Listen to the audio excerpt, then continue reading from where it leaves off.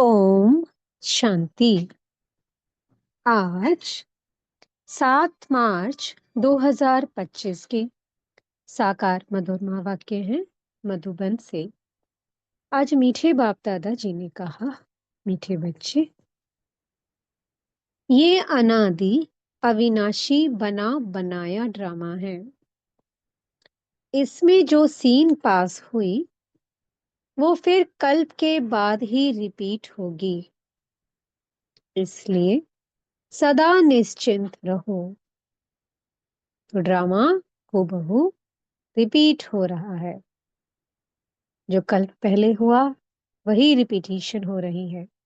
इसलिए सदा निश्चय बुद्धि और निश्चिंत रहना है। प्रश्न है,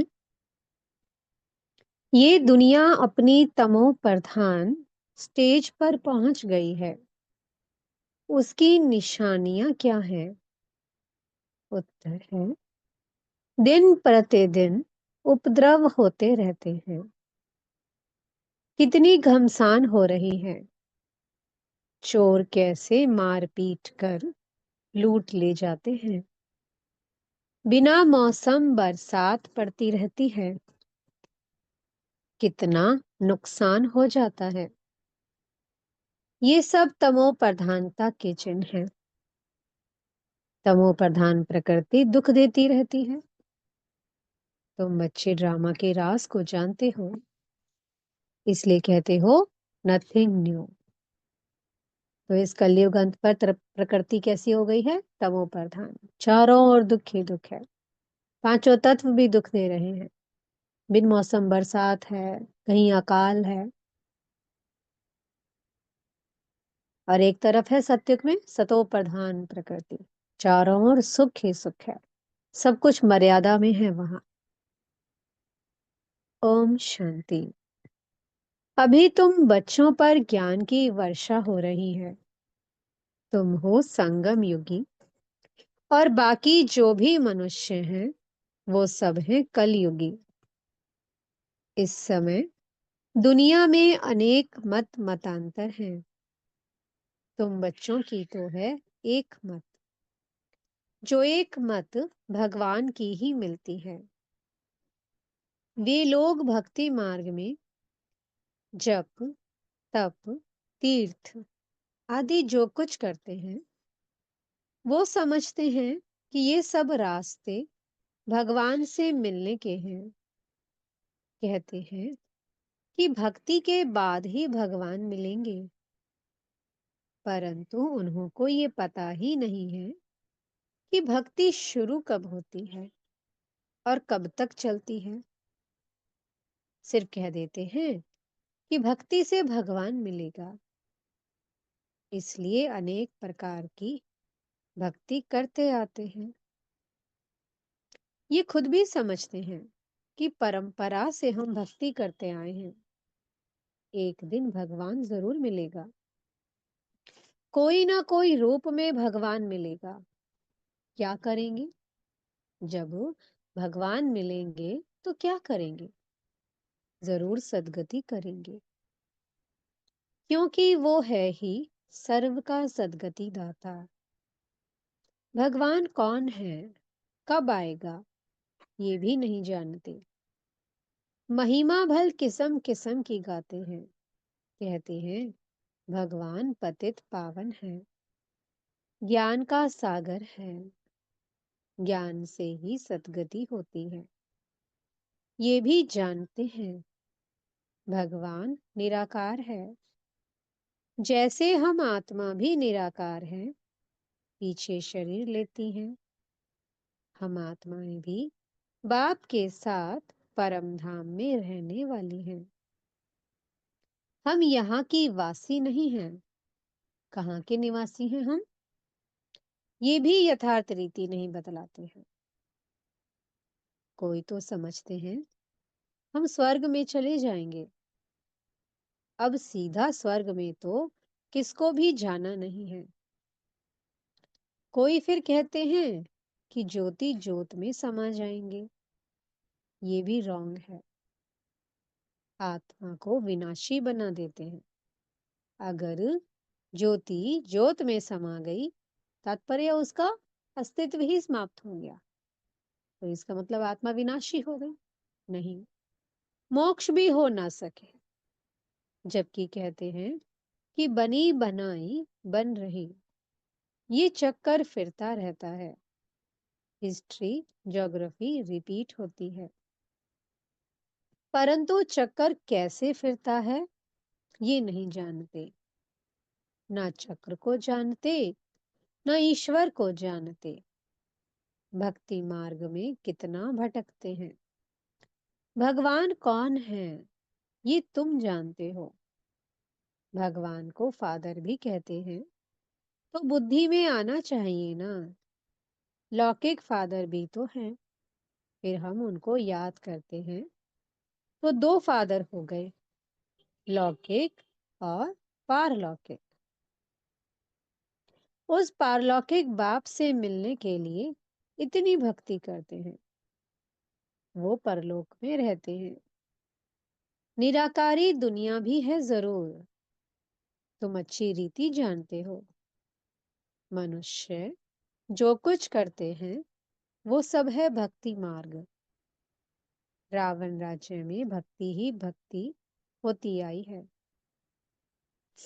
ज्ञान हो ना सके, भक्ति से कभी सद्गति नहीं हो सकती। सद्गति करने वाले बाप को याद करते हैं, तो जरूर वह कभी आकर सद्गति करेंगे। तुम जानते हो ये बिल्कुल ही तमो प्रधान दुनिया है। सतो प्रधान थे, अभी तमो प्रधान है। कितने उपद्रव होते रहते हैं। बहुत घमसान हो रही है। चोर भी लूटते रहते हैं। कैसे कैसे मार पीट कर चोर पैसे लूट ले जाते हैं। ऐसी ऐसी दवाइयां हैं जो सुंघाकर बेहोश कर देते हैं। ये है रावण राज्य। ये बहुत बड़ा बेहद का खेल है। इसको फिरने में 5,000 वर्ष लगते हैं। खेल भी ड्रामा मिसल है, नाटक नहीं कहेंगे। नाटक में तो समझो कोई एक्टर बीमार पड़ता है तो अदली बदली कर देते हैं। इसमें तो ये बात हो ना सके। ये तो अनादि ड्रामा है ना। समझो कोई बीमार हो पड़ता है तो कहेंगे ऐसे बीमार होने का भी ड्रामा में पार्ट है। ये अनादि बना बनाया है। और किसको तुम ड्रामा कहो तो मूंझ जाएंगे। तुम जानते हो ये बेहद का ड्रामा है। कल्प बाद फिर भी यही एक्टर्स होंगे। जैसे अभी बरसात आदि पड़ती है, कल्प बाद फिर भी ऐसे ही पड़ेगी। यही उपद्रव होंगे। तुम बच्चे जानते हो ज्ञान की बरसात तो सभी पर पड़ नहीं सकती है, लेकिन ये आवाज सभी के कानों तक अवश्य जाएगा कि ज्ञान सागर भगवान आया हुआ है। तुम्हारा मुख्य है योग। ज्ञान भी तुम सुनते हो। बाकी बरसात तो सारी दुनिया में पड़ती है। तुम्हारे योग से स्थायी शांति हो जाती है। तुम सबको सुनाते हो कि स्वर्ग की स्थापना करने भगवान आया हुआ है। परंतु ऐसे भी बहुत हैं जो अपने को भगवान समझ लेते हैं। तो तुमको फिर कौन मानेगा। इसलिए बाप समझाते हैं कोटों में कोई निकलेंगे। तुम्हारे में भी नंबरवार जानते हैं कि भगवान बाप आया हुआ है। बाप से तो वर्षा लेना चाहिए ना। कैसे बाप को याद करो वो भी समझाया है। बाबा ने पूरा योग सिखाया है, अच्छे से सिखाया है कि तुम्हें याद कैसे करना है बाप को। अपने को आत्मा समझो। मनुष्य तो देह अभिमानी बन गए हैं। बाप कहते हैं मैं आता ही तब हूं जब सभी मनुष्य आत्माएं पतित बन जाती हैं। तुम कितने तमोप्रधान बन गए हो। अब मैं आया हूँ तुमको सतो प्रधान बनाने। कल्प पहले भी मैंने तुमको ऐसे समझाया था। तुम तमोप्रधान से सतोप्रधान कैसे बनेंगे? सिर्फ मुझे याद करो, मैं आया हूँ तुमको अपना और रचना का परिचय देने। उस बाप को सभी याद करते ही हैं। रावण राज्य में आत्मा अपने बाप को याद करती है। बाप है ही अशरीरी, बिंदी है ना, उनका नाम फिर रखा गया है। तुमको कहते हैं सालीग्राम और बाप को कहते हैं शिव। तुम बच्चों का नाम शरीर पर पड़ता है, बाप तो है ही परम आत्मा। उनको शरीर तो लेना नहीं है, उसने इनमें प्रवेश किया है। ये ब्रह्मा का तन है, उनको शिव नहीं कहेंगे। आत्मा नाम तो तुम्हारा है ही, फिर तुम शरीर में आते हो। वह परम आत्मा है, सभी आत्माओं का पिता। तो सभी के दो बाप हो गए, एक निराकारी और एक साकारी। इनको फिर अलौकिक वंडरफुल बाप कहा जाता है। किनको? ब्रह्मा बाबा को। वो है हमारे अलौकिक पिता। कितने ढेर बच्चे हैं। मनुष्यों को ये समझ में नहीं आता है कि प्रजापिता ब्रह्मा कुमार कुमारियां इतने ढेर हैं। ये क्या है, किस प्रकार का ये धर्म है, समझ नहीं सकते। तुम जानते हो ये कुमार कुमारी प्रवृत्ति मार्ग का अक्षर है ना। माँ बाप, कुमारी और कुमार। भक्ति मार्ग में तुम याद करते हो कि तुम मात पिता हम बालक तेरे, तुम्हारी कृपा से सुख घनेरे। अभी तुमको मात पिता मिला है, तुमको अडॉप्ट किया है। सतयुग में अडॉप्ट नहीं किया जाता है, वहां अडॉप्शन का नाम नहीं है, यहाँ फिर भी नाम है। वो है हद का बाप और ये है बेहद का बाप। बेहद की अडॉप्शन है। ये राज बहुत ही गुह्या समझने लायक है। तुम लोग पूरी रीति किसको समझाते नहीं हो। पहले पहले अंदर कोई आते हैं, बोलो गुरु का दर्शन करने आए हैं। बाबा कहते हैं पहले पहले कोई अंदर आता है तो उनको बोलो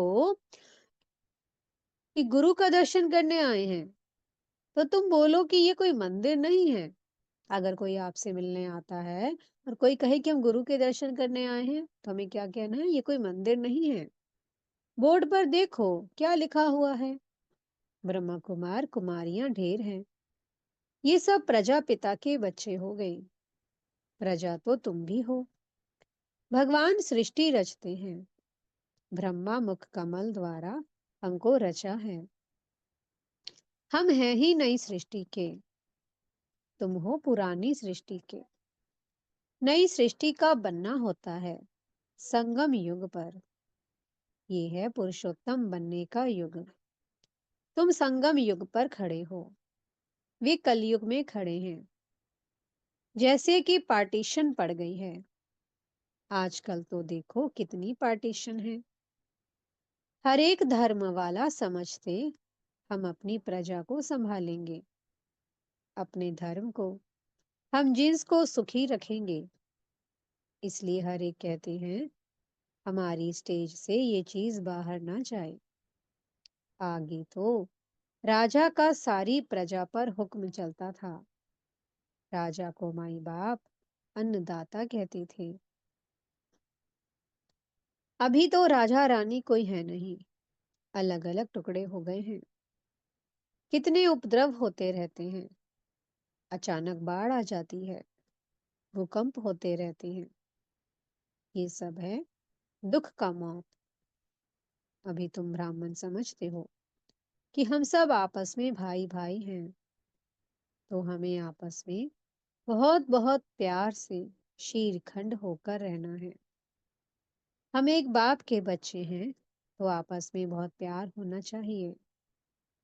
राम राज्य में शेर बकरी, जो एकदम पक्के दुश्मन हैं, वो भी इकट्ठे पानी पीते हैं।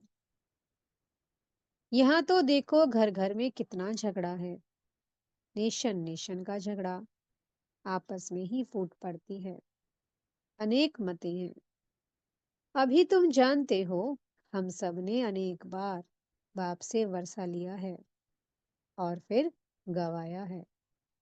अर्थात रावण पर जीत पाते हैं और फिर हारते हैं। एक बाप की श्रीमत पर हम विश्व के मालिक बन जाते हैं, इसलिए उनको ऊंचते ऊंच भगवान कहा जाता है। सर्व का दुख हरता, सुख करता कहा जाता है। अभी तुमको सुख का रास्ता बता रहे हैं। तुम बच्चे आपस में शीरखंड होने चाहिए।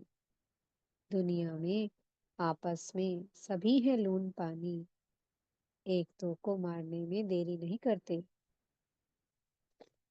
तुम ईश्वरीय औलाद तो शीरखंड होने चाहिए। तुम ईश्वरीय संतान देवताओं से भी उच्च ठहरे। तुम बाप के कितने मददगार बनते हो। पुरुषोत्तम बनाने के मददगार हो तो ये दिल में आना चाहिए। हम पुरुषोत्तम हैं, तो हमारे में ये दैवीय गुण है। आसुरी गुण है, तो वो फिर बाप का बच्चा तो कहला ना सके। इसलिए कहा जाता है, सतगुरु का निंदक ठोर ना पाए। वो कलयुगी गुरु फिर अपने लिए कहकर मनुष्यों को डरा देते हैं, तो बाप बच्चों को समझाते हैं। सबूत बच्चे वो हैं जो बाप का नाम बाला करते हैं, शीरखंड हो रहते हैं। बाप हमेशा कहते हैं, शीरखंड बनो, लून पानी हो, आपस में लड़ो झगड़ो नहीं। तुमको यहाँ शीरखंड बनना है। आपस में बहुत लव चाहिए, क्योंकि तुम ईश्वरीय औलाद हो ना। ईश्वर मोस्ट लवली है, तब तो उनको सभी याद करते हैं। तो तुम्हारा आपस में बहुत प्यार होना चाहिए, नहीं तो बाप की इज्जत गवाते हो। कि भगवान के बच्चे और आपस में लड़ते हैं, बाबा कहते हैं इसमें बाप की इज्जत जाती है। ईश्वर के बच्चे आपस में लून पानी कैसे हो सकते हैं? फिर पद कैसे पा सकेंगे? आप समझाते हैं, आपस में शीरखंड हो रहो। लून पानी होंगे तो कुछ भी धारणा नहीं होगी। अगर बाप के डायरेक्शन पर नहीं चलेंगे तो फिर उच्च पद कैसे पाएंगे? देह अभिमान में आने से ही फिर आपस में लड़ते हैं। देही अभिमानी हो तो कुछ भी खिटपिट ना हो। ईश्वर बाप मिला है, तो फिर दैवीय गुण भी धारण करने हैं। आत्मा को बाप जैसा बनना है। जैसे बाप में पवित्रता, सुख, प्रेम आदि सब है, तुमको भी बनना है। नहीं तो उच्च पद पा नहीं सकते। पढ़कर बाप से ऊंचा वर्षा पाना है। बहुतों का जो कल्याण करते हैं, वही राजा रानी बन सकते हैं। बाकी दास दासियां जाकर बनेंगे। समझ तो सकते हैं ना, कौन कौन क्या बनेंगे। पढ़ने वाले खुद भी समझ सकते हैं। इस हिसाब से हम बाबा का क्या नाम निकालेंगे। ईश्वर के बच्चे तो मोस्ट लवली होने चाहिए, जो कोई भी देख खुश हो जाए। बाबा को भी मीठे वो लगेंगे। पहले घर को तो सुधारो। पहले घर को, फिर दूसरों को सुधारना है। गृहस्थ व्यवहार में कमल फूल समान पवित्र और शीरखंड होकर रहो। कोई भी देखे तो कहे, ओहो, यहाँ तो स्वर्ग लगा पड़ा है। अज्ञान काल में भी बाबा ने खुद ऐसे घर देखे हैं। 6-7 बच्चे शादी किए हुए, सब इकट्ठे रहते हैं। सब सवेरे उठकर भक्ति करते हैं। घर में एकदम शांति लगी रहती है। ये तो तुम्हारा ईश्वरीय कुटुंब है। हंस और बगुला इकट्ठा तो रह नहीं सकते। तुमको तो हंस बनना है। लून पानी होने से बाबा राजी नहीं होगा। बाप कहेंगे, तुम कितना नाम बदनाम करते हो। अगर शीरखंड होकर नहीं रहेंगे तो स्वर्ग में उच्च पद पा नहीं सकेंगे, बहुत सजा खाएंगे। बाप का बनकर फिर अगर लून पानी हो रहते हैं तो 100 गुना सजा खाएंगे। फिर तुमको साक्षात्कार भी होते रहेंगे कि हम क्या पद पाएंगे। अच्छा, मीठे मीठे सिक्की लदे बच्चों प्रति माता पिता बाप दादा का याद प्यार और गुड मॉर्निंग। रूहानी बाप की रूहानी बच्चों को नमस्ते। हम रूहानी बच्चों की मीठे मीठे रूहानी बाप दादाजी को बहुत बहुत याद प्यार, गुड मॉर्निंग और नमस्ते। धारणा के लिए मुख्य सार है। पहला पॉइंट, सदा ध्यान रहे हम ईश्वर के बच्चे हैं। हमें मोस्ट लवली होकर रहना है। आपस में कभी भी लून पानी नहीं होना है। पहले अपने को सुधारना है, फिर दूसरों को सुधारने की शिक्षा देनी है। दूसरा पॉइंट है, जैसे बाप में पवित्रता, सुख, प्रेम आदि सब गुण हैं, ऐसे बाप समान बनना है। ऐसा कोई कर्म नहीं करना है जो सतगुरु का निंदक बने। अपनी चलन से बाप का नाम बाला करना है। मीठे सतगुरु जी वरदान दे रहे हैं। बाप और प्राप्ति की स्मृति से सदा हिम्मत उल्लास में रहने वाले एक रस अचल भवा। बाप द्वारा जन्म से ही जो प्राप्तियां हुई हैं उनकी लिस्ट सदा सामने रखो। जब प्राप्ति अटल अचल है तो हिम्मत और उल्लास भी अचल होना चाहिए। अचल की बजाय यदि मन कभी चंचल हो जाता है, वह स्थिति चंचलता में आ जाती है, तो इसका कारण है कि बाप और प्राप्ति को सदा सामने नहीं रखते। सर्व प्राप्तियों का अनुभव सदा सामने व स्मृति में रहे तो सब विघ्न खत्म हो जाएंगे। सदा नया उमंग, नया उल्लास रहेगा। स्थिति एक रस और अचल रहेगी। स्लोगन है, किसी भी प्रकार की सेवा में सदा संतुष्ट रहना ही अच्छे मार्क्स लेना है। अव्यक्त इशारे हैं, सत्यता और सभ्यता रूपी कल्चर को अपनाओ। आप ब्राह्मण बच्चे बहुत बहुत रॉयल हो। आपका चेहरा और चलन दोनों ही सत्यता की सभ्यता अनुभव कराएं। वैसे भी रॉयल आत्माओं को सभ्यता की देवी कहा जाता है।